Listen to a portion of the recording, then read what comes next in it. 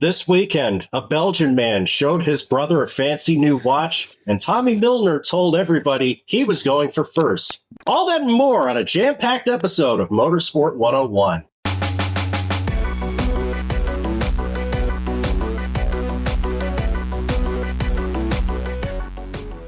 Good news if you're a fan of Lucky Sevens. One more, and I think Cam Buckley hits the jackpot. Welcome to episode 563 of Motorsport 101. Glad you could join us once again. We're going sports cars again, maybe, and a little bit of a general look at the month of February across the board. We're probably going to take a couple of weeks off after this episode, but we wanted to get something in the meantime. And just a small matter of the 2025 IMSA Rolex 24 Hours of Daytona to get through. And, Cam and Buckley, one of my two beloved co-hosts here, he is smug as shit again because for the second consecutive year, Porsche win and once again is the number 7 crew that took overall glory. On January 26, 2025, the sun rose in the east, day followed night, and Porsche won Daytona. And I got sick. It feels so good. I'll preface this. It wasn't as absolutely batshit insane as last year. No, and that's saying something. Pretty damn good. It was still pretty damn good. It was real good. And we luckily had one of our friends be able to cover said event, even if he wasn't at 100% throughout the whole thing. RJ O'Connor, what happened, my man? I was perfectly fine going into race day. Perfectly fine. And throughout race day, too. And then I get my work mandated 4-ish hours of sleep. I come back from said 4-ish hours of sleep. Don't worry, I did not oversleep anything, but about breakfast time is when I start feeling cough, congestion come in. I'm just like, oh. So it was fine on race day, but as it hit race night, things took a decided turn for the worse. Yeah, there's a number of contenders in this race that this could easily apply to as well. But there was other than that, it was genuinely a fun week. Just put stuff out, talking to people. I heard I did a really good job, and I thank you for that.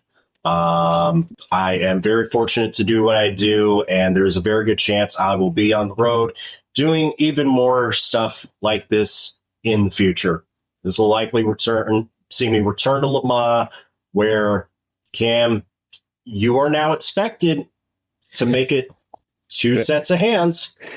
Well, I must weep, for there is soon to be but 2 more worlds to conquer. Although I would really like sabering, because a certain winner of this race in that number 7 car is just racking up all the box sets, all of the deluxe editions, all of the watches. Yeah, we'll talk about that very, very briefly as well.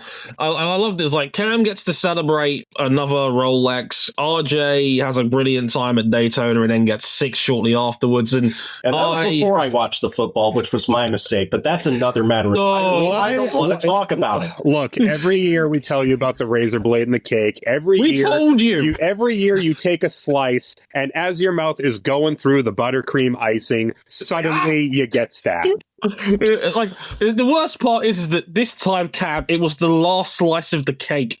It was the last slice of the cake. It's the Falcons copy pasta, except instead of having a calloused phallus, instead it's a carved mouth. A calloused. I'm sorry. I've never done that before. That's glorious. Oh, you've never read the Falcons Reddit copy pasta? No. Well, honestly, don't get on that roller coaster, because you will get punched in the dick. We're at motorsport101.com, where you can listen to all of our shows and read all of our written content. And if you want to join us and get further access into the inner workings of this mad machine of a podcast, you can join us at patreon.com/motorsport101 as I steer inevitably out of this disaster that we're going down. Was that before or after Quincy Watson dropped that pass? I don't want to talk about it. Look, before or listen. after Delatraz cooked the rancid scallops that made Gordon Ramsay throw up. Yeah, we got a bit to cover. We've got a lot to cover in this Rolex 20. We have a lot to get through. Thanks, RJ, for covering the general housekeeping. I'm very grateful for that. Despite having to deal with Kermit the Frog making another Super Bowl.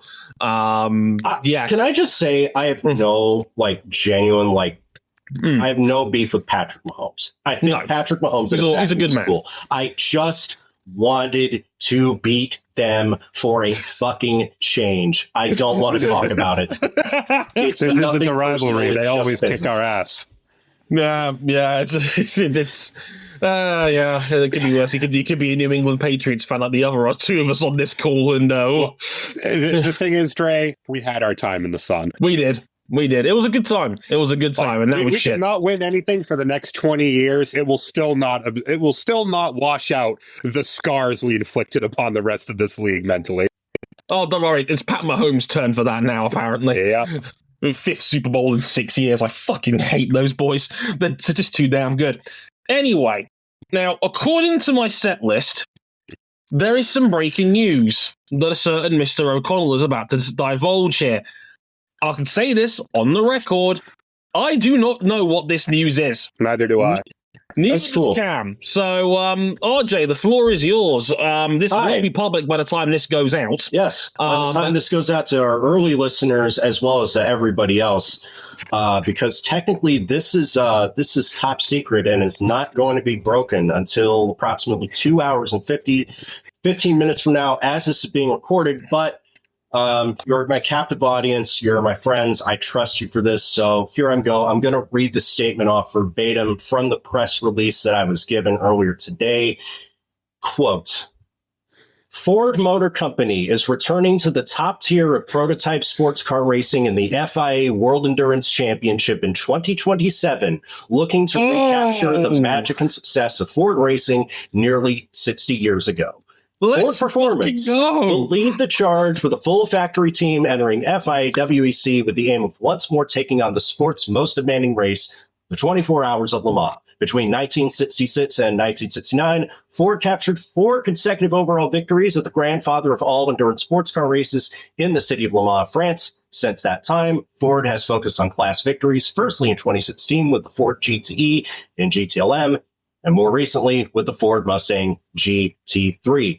Ford Motor Company Executive Chair Bill Ford says, quote, "We are entering a new era for performance and racing at Ford. You can see it from what we're doing on-road and off-road. When we race to win. And there is no track or race that means more to our history than Le Mans.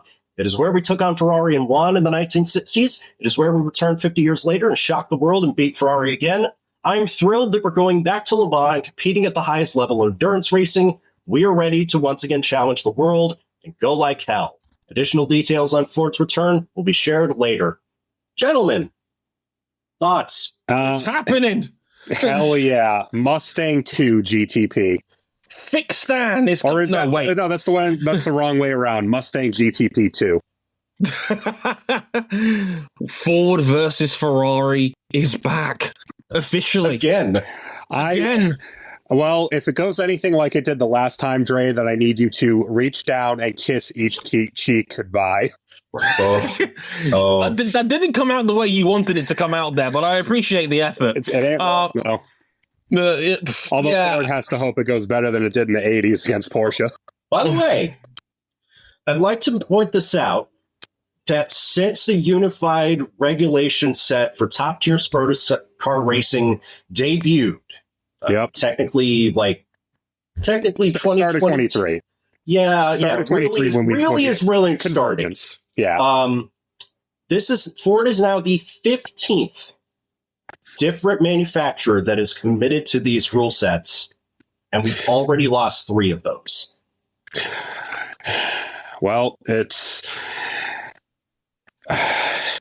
might have another one on the way, which we'll get to in a moment. I'll say this much.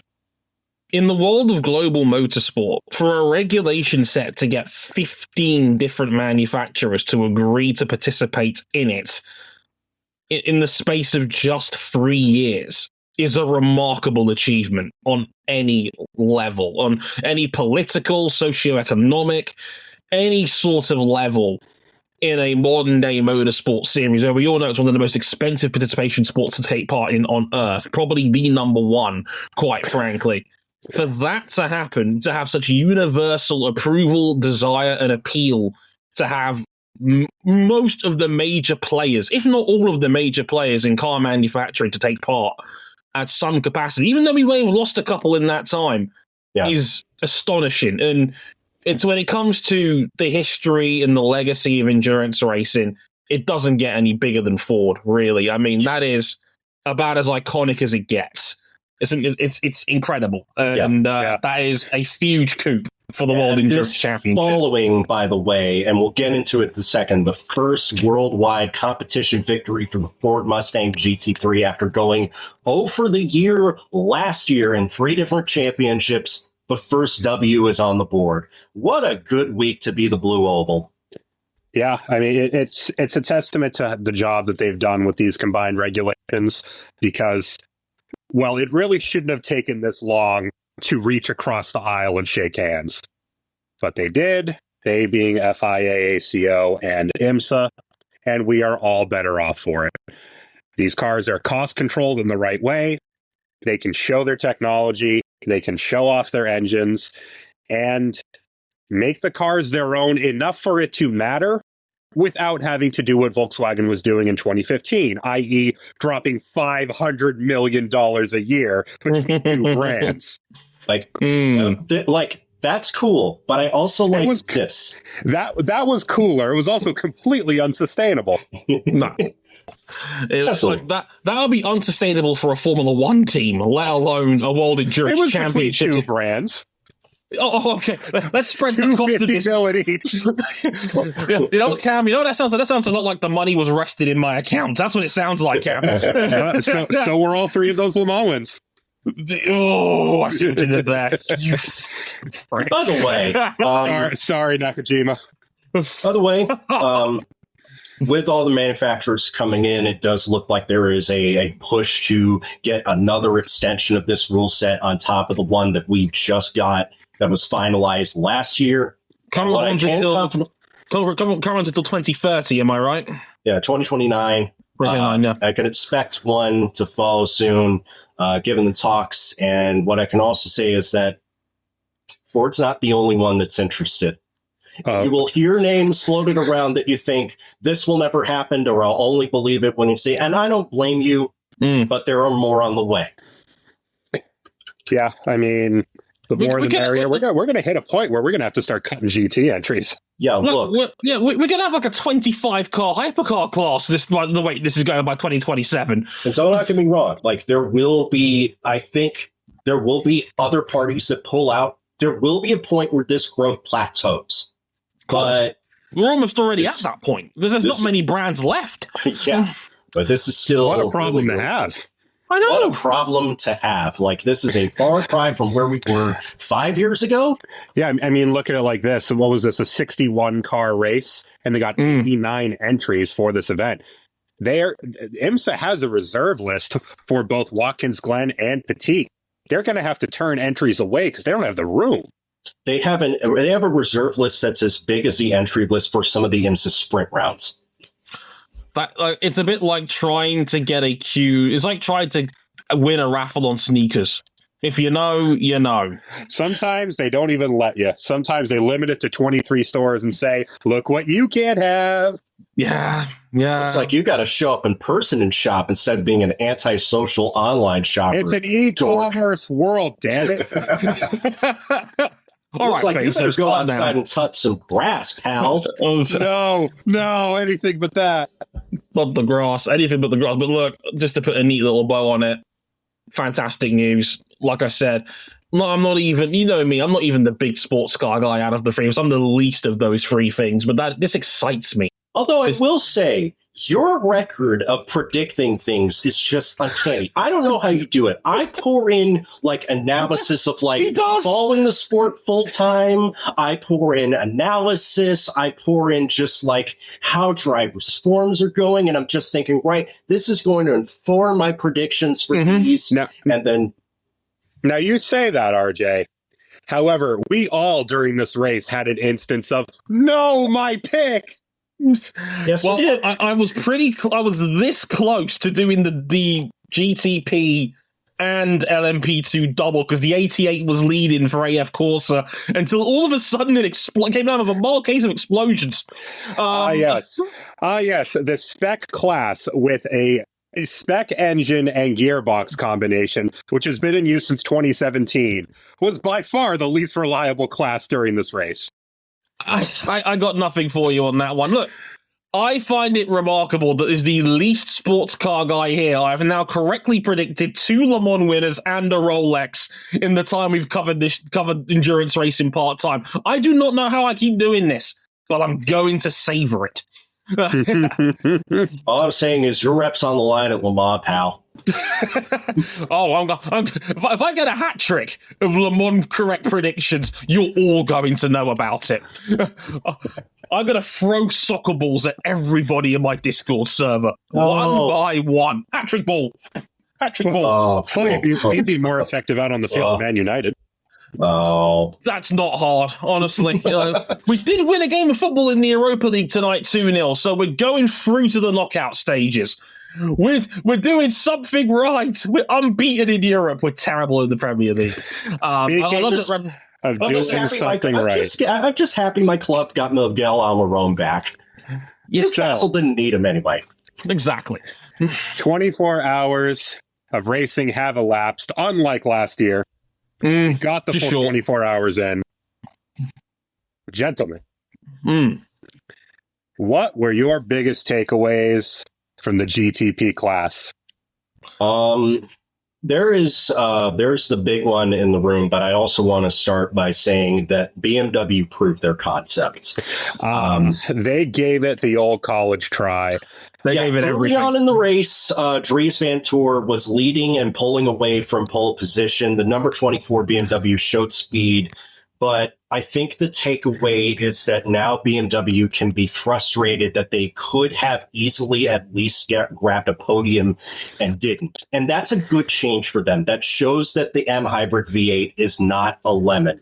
That said, there were still little things that added up throughout the race that cost them. In the 24 side, there was a catastrophic double whammy in the pits of Dries Vanthoor misses his box, and then the 2014 gets a drive-through penalty for fueling on the jacks. You can't do that. The 25 car has a box brake change that cost them multiple laps, and they're never a factor afterwards. And then the big one at the end, the 24 car picks up damage after bumping into one of the back, I believe it was the number 6 Porsche in the final hour of the race. I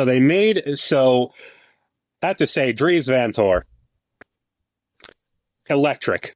Yeah, according to the B pillar, the outright fastest man on average speed in this race. Good. Cool. He can raise that banner while Lawrence Vanthoor is like, "Hey, look at my Rolex." Which he did on his podcast. Lawrence Vanthoor is a little shit, and I love him. He's great. I believe the tweet with an hour and a half to go in the race was, and I quote verbatim here, "Piss off, Dries." It's funny how that happened because the contact that the 24 BMW suffered inflicted just enough damage to the nose that it gave it a little tire rub, which became a lot of a tire rub and a lot of chatter down the stretch. And before that, them out. There was an overriding trend this race, and it was Porsche's bend but absolutely refuse to brake domination of the final 2/3 of the race. Yeah. Where they were not the fastest cars all of the time. The BMW on the first half of the stint was absolutely a match, if not more so. Probably the outright fastest car on raw speed. When the tires were fresh. But it took longer to get those tires going, and it couldn't keep them under them during a stint. Second half of the stint, the Porsches would just really flex the same might that they showed last year. Yeah. And Dries, while trying to make hay while the sun shined on fresh tires, sent it up the inside of a GT, and what it actually did is it dislodged the splitter. Broke the splitter. So, fans of Mercedes-Benz Formula One turn away from this BMW because that fucker was porpoising all the way around the track. So it's like that. It's like Top Gear when they tried the Brit car endurance race when they broke the splitter with 3 hours to go, basically. Yeah, car was bouncing horrendously. Final restart. They didn't fix it in the pit lane. And I understand the gamble. I get it. But you give your driver the best tools they can have for the end of the race. They had a chance to fix it. They didn't. And with a little nose into the back of the six, it completely destroyed the nose of the car. Yeah, it basically ended the race. It ended there. That was a throw of the dice, and it just didn't work out for them. It's little things like that cost them, right? The speed is definitely there. The speed is now there, but now it's the intangibles. It's the how do you make this car a more rounded weapon? And I mentioned this when I was watching the race in our Discord server. I understand the gamble. It was a very Jorge Martin-esque gamble from last year at Misano when the rain started to come down. Looking back on it now, I get why Martin swapped bikes. If he gets that gamble right, he wins the race. It's that simple. I don't know if BMW still win this race if that nose holds, though, because that car I don't know either. That car was clearly wounded, clearly hard to hang on to. In the previous stint, Dries went lawn mowing after turn one because the car was just bouncing on the nose the whole time. I equate it to remember Toyota Le Mans was a 2020 or 2019 when the 7 led the whole damn race. Yeah, got a puncture near the end. They changed one tire. As it turns out, that wasn't the tire that was punctured. I remember that. They had a chance. They had a get out of jail free card, and they thought they didn't need it. Right up to the point where that nose came apart going down the backstretch. It's like the timeout you think you don't need to use at the end of a football game, and so you actually do. Eberflus. That's Dallas Cowboys legend Matt Eberflus to you, Cal. Cam. Yes. I'm gonna actually lay this one up for you because, like, obviously Porsche's bend but don't break dominance. I mean, they led 517 out of 781 laps that were completed. Like, that's insane, and it didn't feel like it was that much of an ass whooping, and yet it was. But it was a case of doing everything right. Look, the biggest issue Porsche had during this race was the 7 getting blocked in by the 6 in the pit lane. That was literally it. Yeah. In endurance racing, the operation is simple. Fuel, tires, send it back out. They had to do one repair on the 6 car under yellow that didn't really amount to much on track, and that was it. In a shocking twist of events, no cars had hybrid issues. Nope. Because, Porsche just installed last year's parts, and they worked fine. But that's the thing. It was like, I don't think any of the manufacturers had HV system flaws after this was like the big worry coming out of practice. People were starting to think, could an LMP2 win this overall? Little did we know. Little did we know that basically the factory Porsches would run dead flawless for the race. The 24 BMW, other than the splitter issue, never had a reliability issue during the race. Nope. And, one Acura was reliable. Yes, the 63 was 60. 60. Sorry, we'll get to the 63 car in a minute. Yeah, the 60 was able to penetrate the Porsche 1-2 finish that was looking like it was on the cards because Tom Blomqvist pulled out an Omega stint at the end of that race to split the pack and was within, 2 seconds of the win again? Final margin of victory was about 1.3 seconds. This has got a kill for Tom Blom, who's been he's so immensely fast in one of these sports cars. And once again, he's been beaten. I want those tire pressures checked. Once again, for the second year in a row, beaten at the line by Felipe Nasr. it's worth pointing out that watching Acura was kind of painful in this race, in the sense of arguably their main car, the 93, had technical problems early on. We're huge Alex Palou fans here in this Discord server and on our podcast, and we're starting to think the man might be cursed at Daytona, because for the second year in a row, his car just did not want to work. He had the left rear wishbone just shear apart. Not the only one.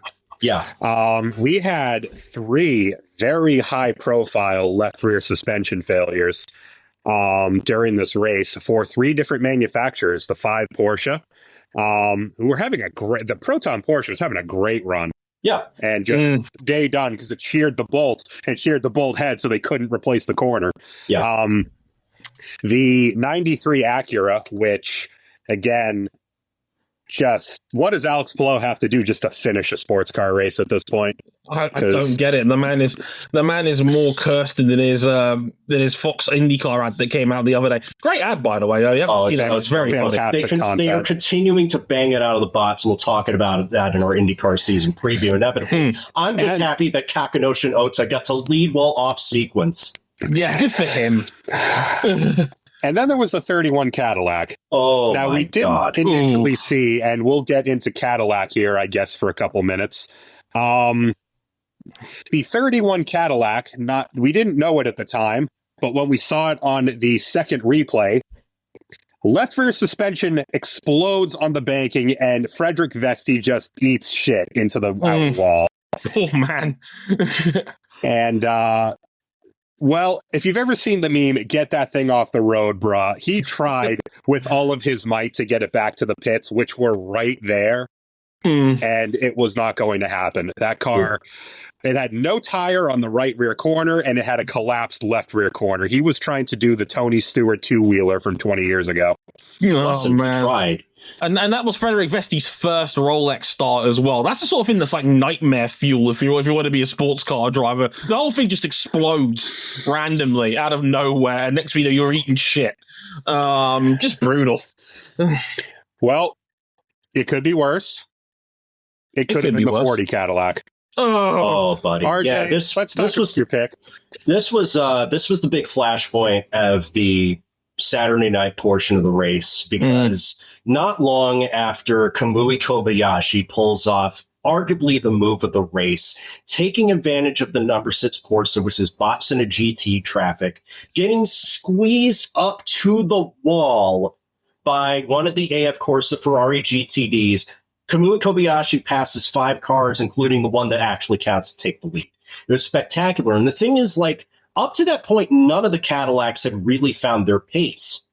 And all of a sudden, they were starting to come to light as the track got cooler, as the temperatures around them got cooler. It seemed like it was all going well for the 40. And then on a safety car restart, Louis Delatraz lights it up coming out of the first corner on cold tires. He spins it, bounces off the outside wall to the right, and then bounces right across the track. Several cars avoid him, but LMP2 drivers Nick Bull and Chris Cumming, 2 of the bronzes that need to clear their minimum drive time, don't. They pile into him. Sebastian Bourdais piles into them both. It causes a 6-car pileup because Jordan Pepper is screaming in way too fast and hits the side of Max Hesse, which has implications later on in GTD Pro. This was very much this is not like Louis Delatraz to do this.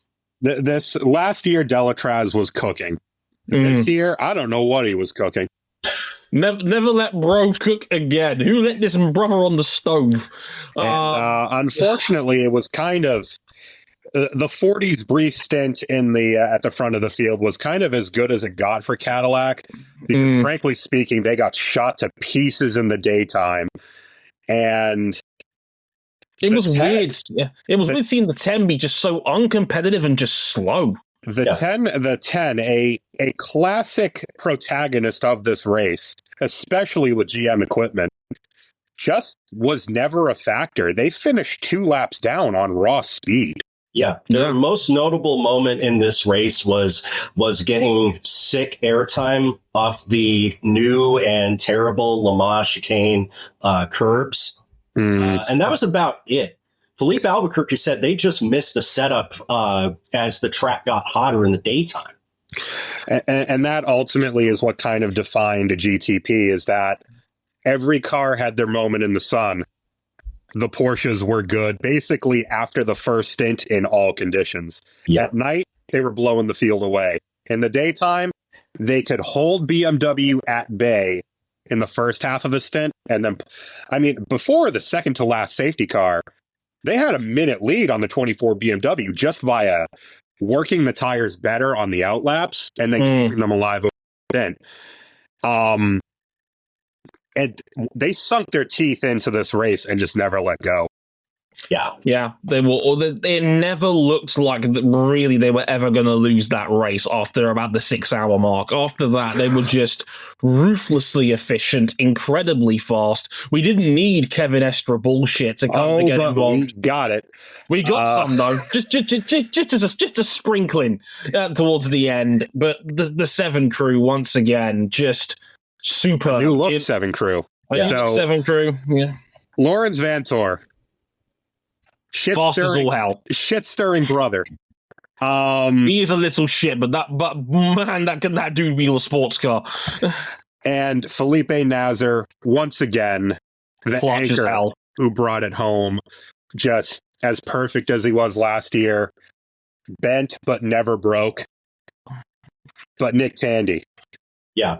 We saw literal history made, Cam, and it's something that, like, was starting to get clocked as like we were building to the finish of what had just happened. It's something where actually like you and your crew had to call on me. It's like, wait, did HJ Duck ever actually do this?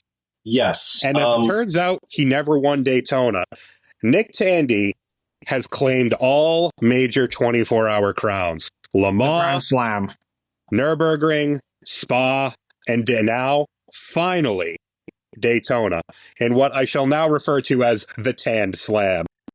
Oh, that's nice. It's like a Tim Tam, only somehow more delicious. Now, not only that, you know what's wild? He won Le Mans first out of all of this. Which is wild! He won the big one first, he broke Audi's dominance of the race, and was like, well, I guess we gotta like reward our GT guys. Y'all want to drive a 919 this year? You're going to be in the spare car.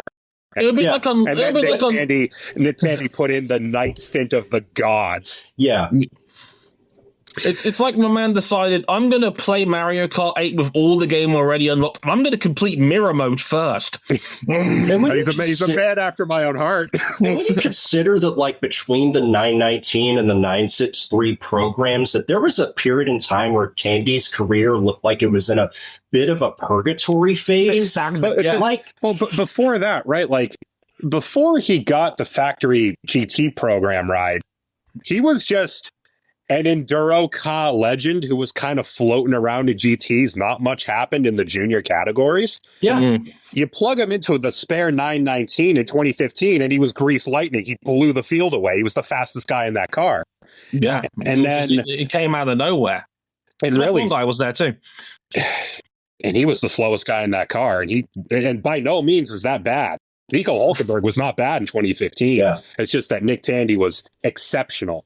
And really should have won Le Mans in 2017 were it not for a small dosage of Carbovellalager.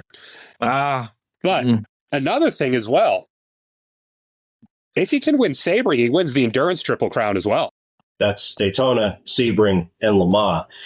And I want to launch into that as well because Nick might not be the only Grand Slam holder in about 5 months' time because Lawrence Vantor, who has been trying, you understand, he's won at least his class in every major endurance race that matters, except Daytona. And we all know how it ended in 2022. He no longer has to be haunted by it. He no longer has to wonder, is he ever going to win any idea? Like, full disclosure, I was having like a 9-hour-long anxiety attack watching this race because it was Porsche held the lead, but it was never like other than that one big stint where they pulled a gap the BMW. It was never comfy. It was never a comfortable lead. No. I was terrified they were going to leave Lawrence in for the end and Jaminet in the 6th car, and we were going to get a repeat of a couple years ago. I would have had to leave the call. If you stopped me, I would have just about shattered. Look, as someone who was there for the majority of this race on our Discord server moderating along, Cam is not bullshitting any of this. He really was about to have a heart attack towards the end of that race. I was Larry McReynolds hearing Sunday Money, this is Captain Jack. But in this case, Felipe Nasr was Sunday Money. Also, fair fucks to Tom Blomqvist. That 60 car didn't look like it did not have a prayer before that final stint. That boy, nice. He wound that thing as tight as he could. Can I also give a shout out to the Cobra, Colin Braun, because there were stints he was pulling overnight that really helped keep them in contention when, especially like on old tires, like he was struggling, but he was absolutely making the most of it when they needed him to do long stints on worn rubber. Like that dude can drive. I'm so You know what's weird? He's in a place that he never should have lost to begin with. You know what's weird? The most inconsistent, messy guy, perhaps in all of GTP, was Scott Dixon. Yeah, that's crazy. That now, you say, well, this isn't his day job. Well, it is his yearly vacation, because he's been doing this race for about 20-odd years. Now, of course, there's a manufacturer that we're missing that we haven't talked about yet. Well, what's there to say? Lamborghini showed up, blocked a little qualifying, and then the car had a water pressure leak 34 laps into the race and was never seen again. They were done in the first hour, which... Now, I'm the Volkswagen Group, and I have my 2 GTP programs, and one of them just claimed its 2nd consecutive Daytona, and the other one couldn't last an hour. I'm concerned.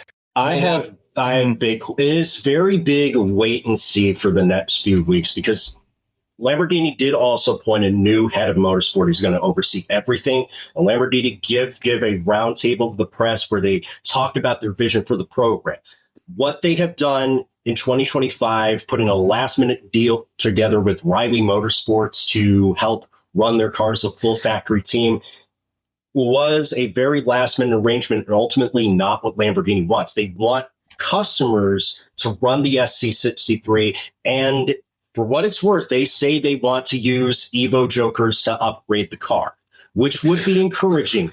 But and that's another big topic, is that we had at least 2, and if sources that I've talked to are to be believed, more than 2 cars burn Jokers in this most recent race. Porsche, I think it went quite well. Yeah. BMW, I think it went very well. Yes. Caddy, wait and see. Caddy, I need to see more. The issues were not their new ECU, let's say. Yeah. Because, well, rapid unscheduled disassembly against the wall is not really the fault of the car. No. Acura, bit quiet on that front, so I've heard that it's the brakes. Yeah, like and Lamborghini supposedly has stuff coming. They need it. They need it desperately. Okay. This is a program that needs to show. They got to show something real quick, because this, frankly speaking, for a second year, not good. Yeah. Mirko, what we've got. If you are listening to this at home, you drove as many laps as Romain Grosjean, Daniel Kvyat, and Eduardo Mortara did in the Rolex 24 combined. Congratulations. I feel you were great as now. good as 2 Formula One drivers and one who was good enough to have been there if he'd gotten the opportunity. Yay! That pretty much covers most of the GTP fight at the top of the field. What do you think, gentlemen, was your biggest story in the other classes? You can all pick one. Well, there was one. One involving a little bit of opening some old wounds between America and Germany. We'll get to that briefly, but I feel I need to do my best Professor M impression here from the famous McLaren animated show Toon. 1 second here. Oh dear. it's happened again. We've had an overturned result in the LMP2 class.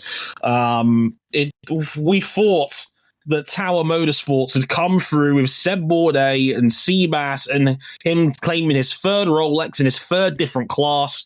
You'd be surprised how many people's actually done that. Yet, despite that, we all thought, we're all going home happy. Seb Bourdais got another Rolex. Not so much.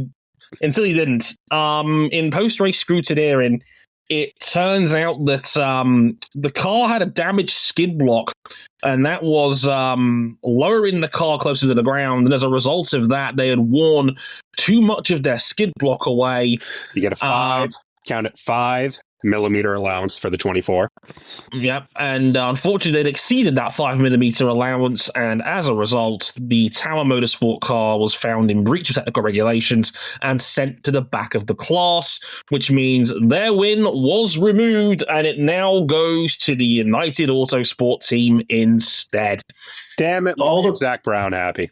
All the rest of common success. Wet. I didn't actually think much of the Tower car taking a while to like get out of the scrutineering phase of this after the race, because I was just like walking around the garage. I love taking pictures of dirty cars, and I'm just like, that's interesting that the Tower car's been here for a while, but I actually didn't think much of it because I'm sick and my brain is starting to become more smooth as time passes. So you were just going for that late day setup where you're stripping some downforce off, reducing the drag on that brain.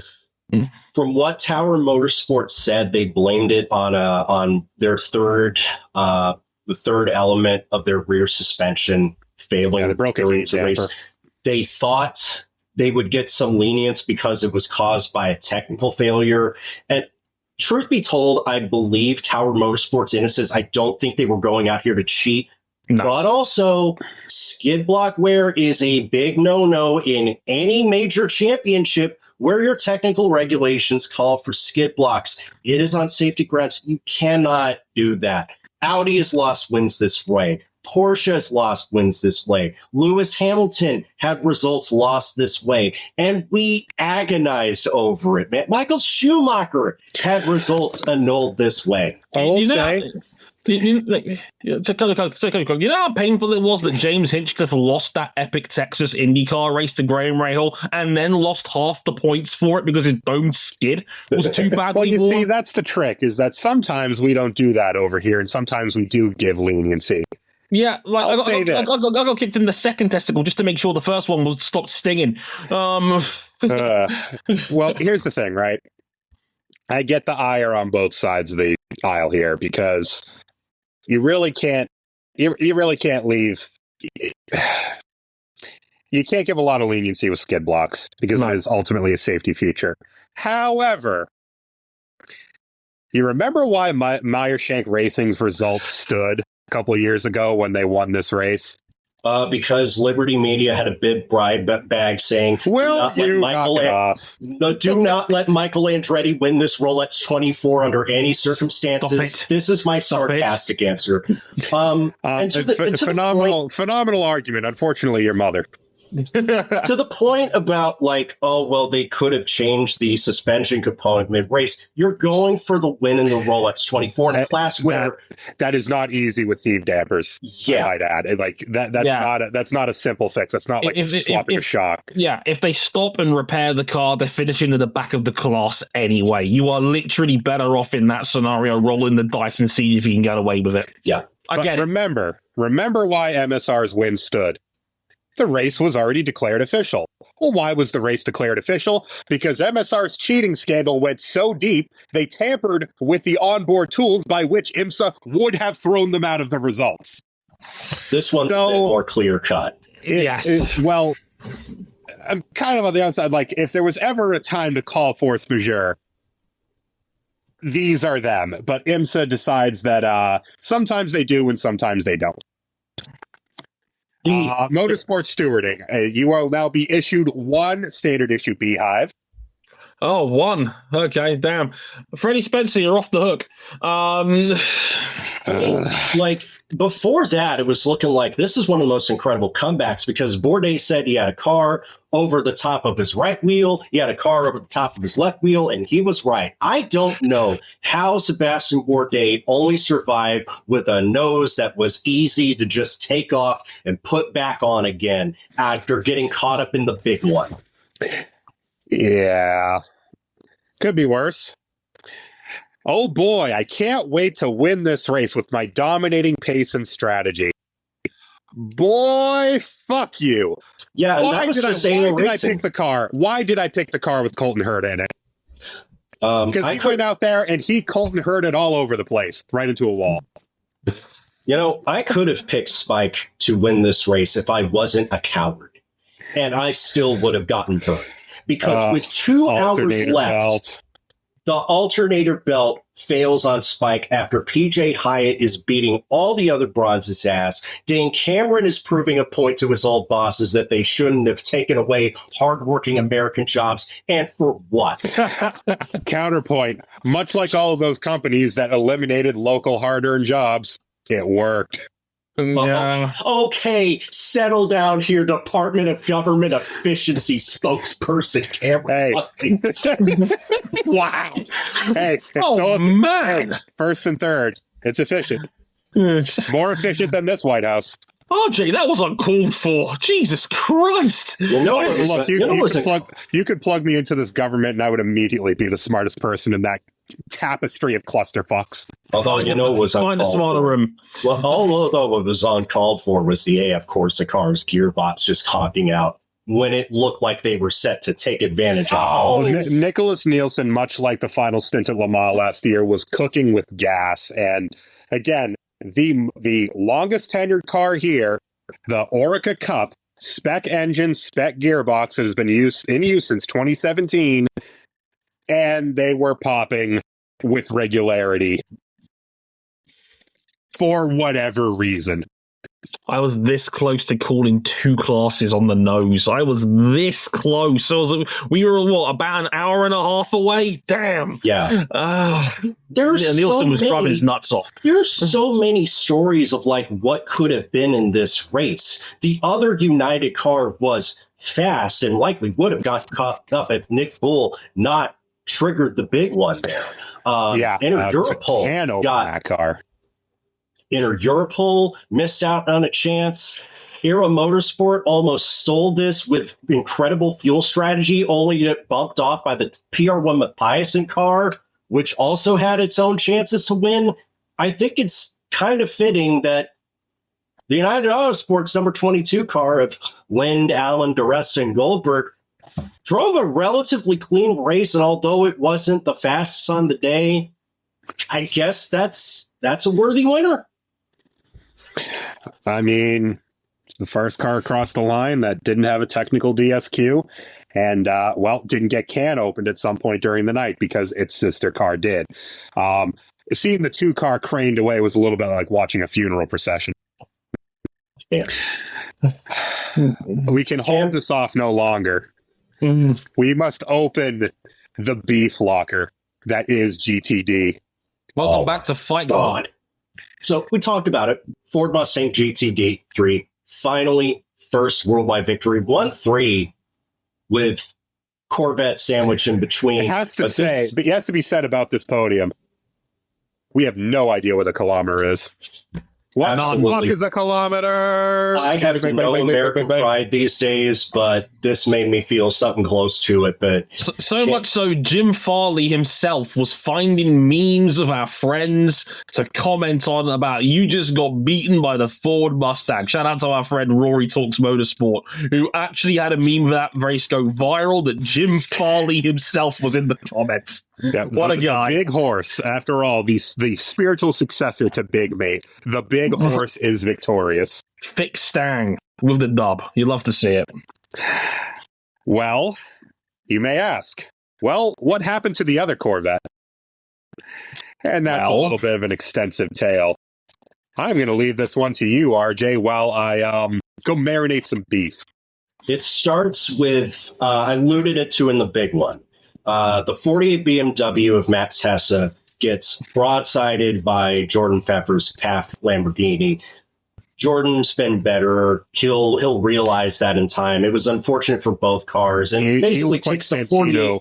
He was trying to pull a Santino Ferrucci through the big one, and unlike Santino Ferrucci, he didn't pull it off. Which is a shame because the FAF car was fast, and it looked like it would have had the legs to run the distance. But I say this because the 48 Paul Miller BMW is laps off because of repairs because of this. But Augusto Farfus was still out there racing like he was fighting for the lead anyway. And it was getting a little feisty between him and Tommy Milner. Milner had to work way too hard to lap him earlier in the race. And then that sets up a moment where the two of them come to blows. Well, we should preface this. The lap prior to them coming to blows, IMSA did not like the way the 48 was racing the 4. Yeah. And they did issue the 48 and basically an unsportsmanlike conduct blocking penalty. But not before Farfus stands up Milner at the International Horseshoe while Milner is battling the other Paul Miller BMW. No, that was the lap before, RJ. He had already been issued the penalty. He got issued the penalty, and then in the middle of the horseshoe, he decided to stop for 4 tires, fuel, and a driver change. Yes, just as Connor DeFilippi and Tommy Milner are battling for the lead. And Tommy Milner made this point, like, his beef was not with the number 1 car, which he was actually fighting for the lead. It was with the 48 car because the 48 of Farfus parks it on the apex, backs up Milner. It allows DeFilippi to try an outside lunge. That doesn't get pulled off. Milner moves over to try and cover him off in desperation. They make contact. It peels off the rear panel of the number 40 car. Farfus does serve his penalty, but not before Tommy Milner opens the window hatch of his Corvette Z06 GT3R. And he told him he was number 1. Yes, he was number 1. He was going for first, said John Cleland. Oh, my God. Tommy Milner was incredibly gracious, yet straight to the point of how he felt. He did not like the way he was that hotter than Farfus grease under the collar. And on socials, he called it out and said that he thought Farfus was driving to BMW orders. Look, this is nothing new. I mean, the 93 was doing it to the Porsches earlier in the race, but not to nearly. It was just kind of running its own race, and they weren't getting in each other's way, right? The 93, because it was the 93 and the 6 Porsche up in GTP. But once the 93 finally dropped behind, there was no lunge to get back. There was no backing off the corner by 50 meters. It was just not letting the other car by and running their own race, which is fine. Yeah. What the 48 was doing, and IMSA clearly felt the same way because they issued the penalty before they came to blows, was probably a step beyond that. And what actually ended up, occurring felt a little bit like Marc Marquez and Valentino Rossi in Sepang 2015. Oh, you thought we were messing with you? No, this is me messing with you. Yeah. And ultimately, what it leads to is like the number 4 car has to serve a mechanical black flag and drops out of that lead fight momentarily. So they're thinking, right, they just got hosed. Lucky for them, Corvette Racing by Pratt Millen Motorsports still has 2 competitive cars. And because of safety car restarts, the number 4 is still up in the fight with the other Corvette and the Fords and the number 1 Paul Miller BMW. And I do not think that Nico Verone and the number 4 Corvette meant to punt the number 1 BMW at turn 1. But what I will say is that I'm sure there are a lot of Corvette fans who are probably thanking the young Argentine for getting their pound of flesh, even if he didn't necessarily mean to. An accidental pound of flesh is still a pound of flesh. I mean, to say, back to the initial contact that kicked us off, look, Farfus rolled that corner by about 50 meters before he was supposed to. Like, it almost was to the point of Milner either had a choice to hit the 48 or hit the 1. Well, he ended up hitting the 1. No one came out of this looking particularly good because at best, Verone really fucked up and wiped out the number 1 BMW. At worst, he did kind of give him a little bit of the NASCAR Rubbin's racing.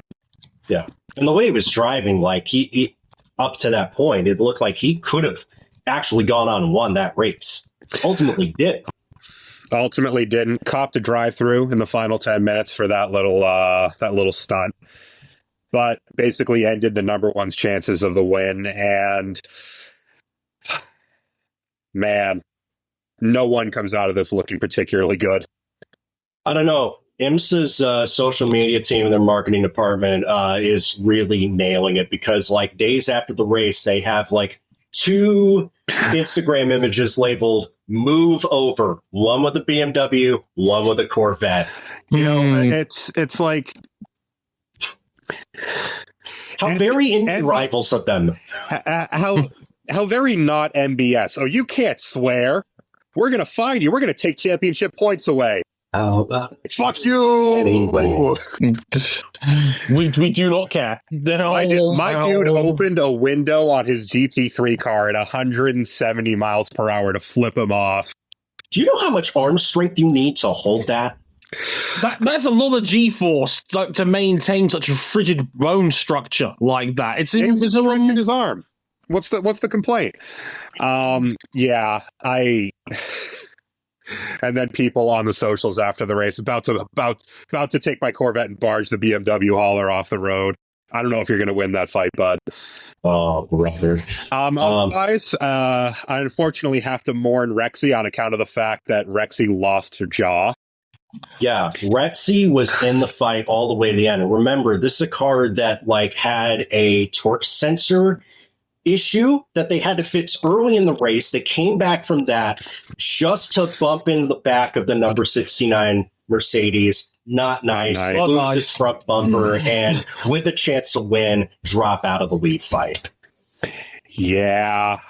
Personally, as a Rexy supporter, I'm sad. Lying as a matter of fact, I'm quite devastated. Dre, your pick. What about my pick? Just figured at least. That one didn't go well. During the night, it was looking really good, but in the daytime, not enough straight line speed. Although you could say that about anything that wasn't a Mustang or a BMW. Very funny to watch cars tucked up under the rear wing of the Mustang and getting gapped. I went Dame time, changed my mind to Rexy, and then Rexy. Why did you go Dame time? You got your GTD, but you got your GTDs. Sadly, as a result of their bad luck, I'm never picking the Dames to win again, just so I can be surprised when they eventually do. Sometime 20 years from now. Dre. Question, though. Like, we talked about it, though. Like, this is huge for the Mustang GT3 because, keep in mind, last year, this car was getting more attention for shedding its literal ass out on the pavement at Daytona. It did. Now, a year later, cheek to cheek, with no American drivers on the winning car, the Mustang GT3 goes out and wins. And I do find it crazy that, like, the crew of Chris Mees, Fred Vervish, and Dennis Olsen, they've got GT3 pedigree with other manufacturers. I say Chris Mees was phenomenal this race. Right up there with some of his Audi heyday best. Later in the season, this car was copping flack for having a horrendous center of gravity, being badly made, just being undrivable on certain tires. And then they win 24 hours and were pretty damn dominant in the daytime. Great day for Multimatic. Because they made the core of the 963 and they built the Mustang. Yeah. Not bad at all. GTD. Well, Corvette did get a pound of flesh with the AWA car. Yeah, I want to talk about that as well because similar to the Mustang, the Corvette did not have a good first Rolex 24 at Daytona. And I was hearing chatter from unnamed sources saying that both the American brands had turned up to these GT3 efforts, giving their customers nothing but lemons. I think that has changed. And when you consider where AWA was last year, they had a bad Rolex 24 with 2 cars. One of their customers was so disgruntled, he pulled the plug after Sebring. The other stuck with it. And now Rory Fidani is a Rolex 24 winner. And I think he gave a big assist to his co-driver, Matt Bell, who was splendid this race. He was willing to go elbows out, but not go over the line late in the race. You saw in his late race battles with Matthias Drudy of Heart of Racing Team. You saw it overnight. Him and Marvin Kirchhofer were just outstanding, wheeling this car up to the front of the GTD field. Like, that's a great win for them. That really is. Yeah. Yeah, obligatory my pick. Although my picks were either correct or closest out of all of us.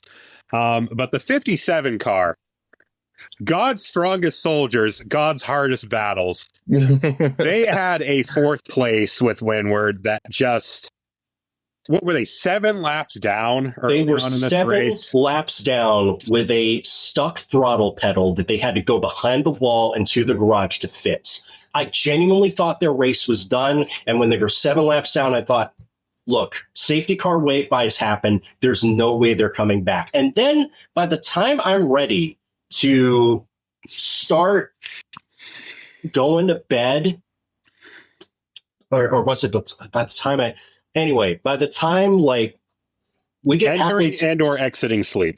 Yeah. They're back. They're not just back in the lead lap. They're leading and starting to pull away at times. They ultimately lost out, I think, because of a very ill-timed drive-through penalty and some bad safety car luck. But look, to get 4th place out of that, that is a champion's drive for Windward Racing. They may not have won the class, but I would definitely give them the Spirit of the Race award because they had no right coming back to 4th. Yeah. No lap record. Way too cold for it, really, this year.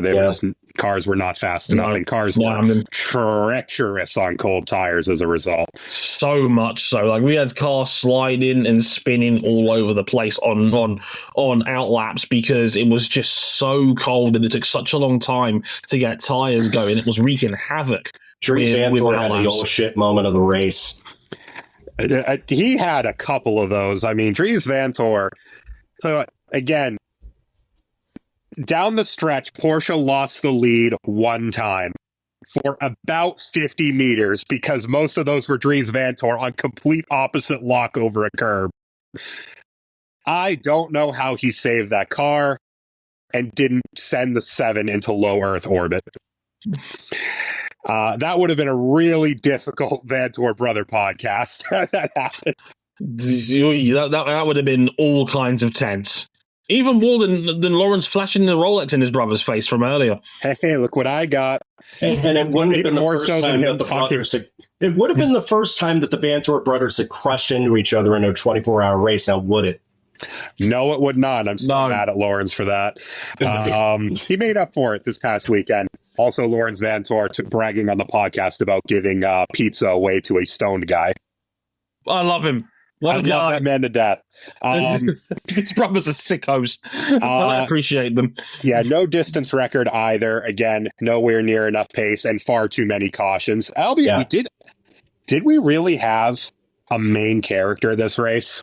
I don't think we did. Not really. I think that's a good thing. I think objectively speaking, that is a good... You never want to be the main character of an endurance race that isn't competing for the win. Yeah, like ultimately there were driving mistakes, yes, but they were distributed evenly amongst the bronze, the silvers, and the other pros. It didn't feel like there was, one group of drivers, one class that was being a nuisance, and that's what ultimately what you like. Yes, the big one was shocking and like not great, but I'm glad everybody came away through it okay.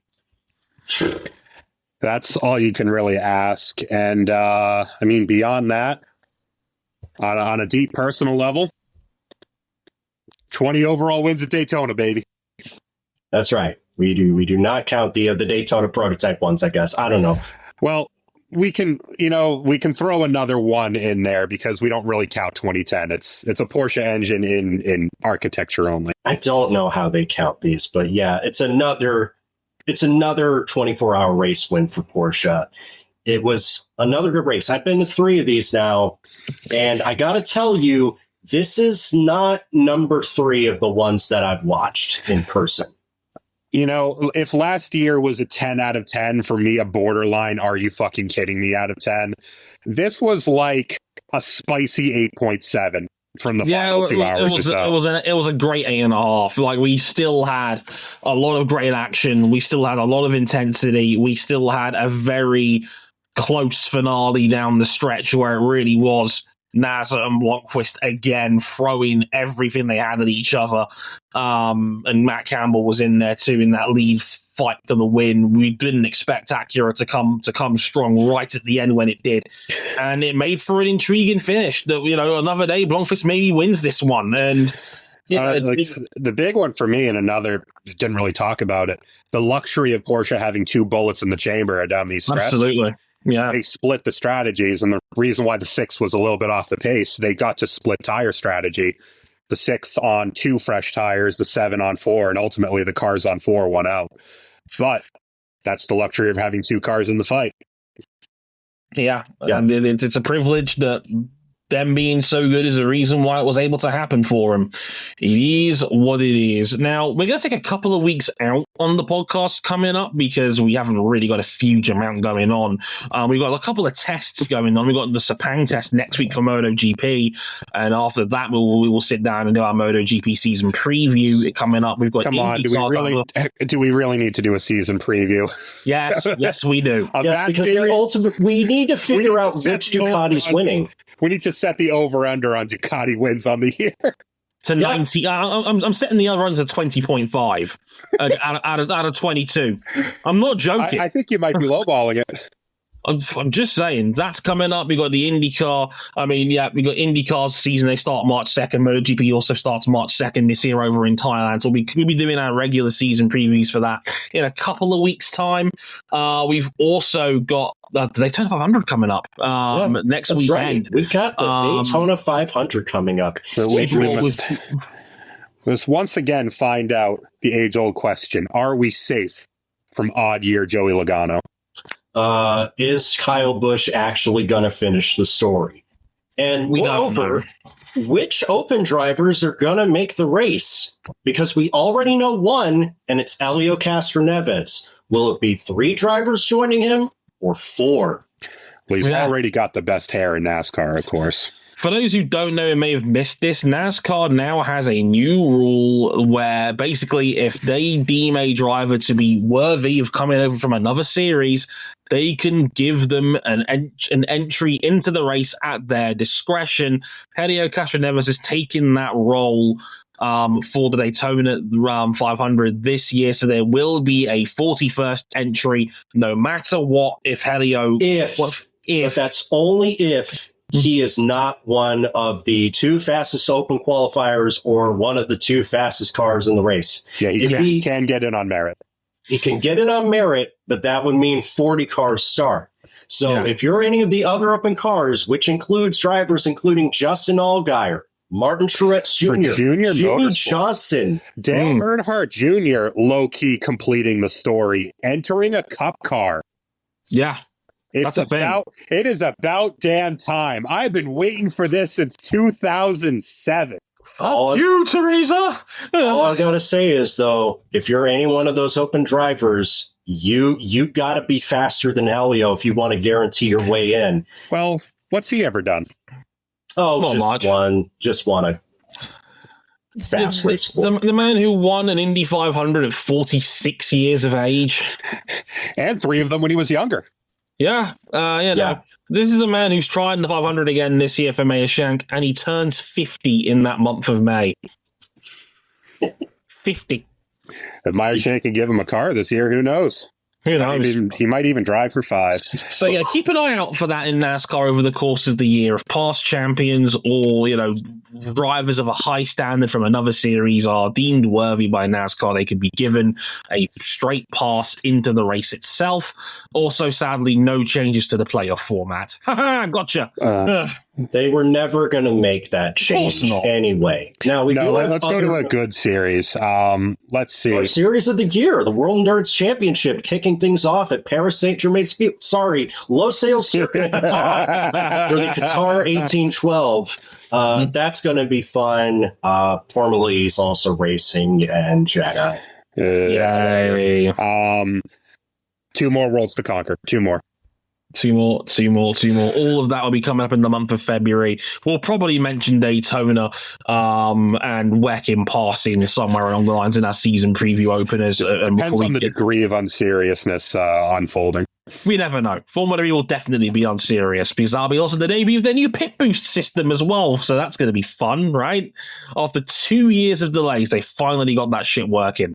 Probably. We'll have to wait and see. Good luck to them. Who knows? They might get away with sticking another bunch of influencers in their damn cars and see if that makes them more popular. Hooray.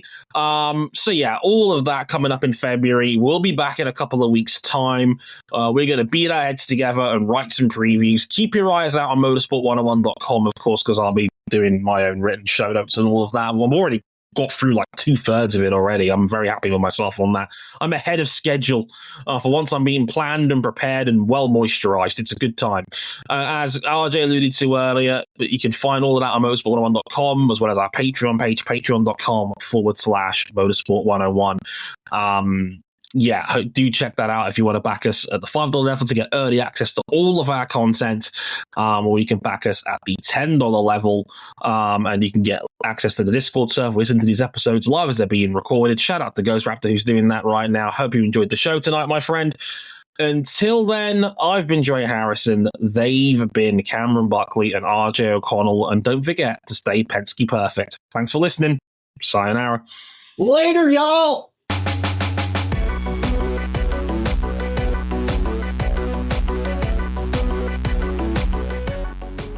You know, winning the 24 Hours of Daytona, of course, does require a Porsche.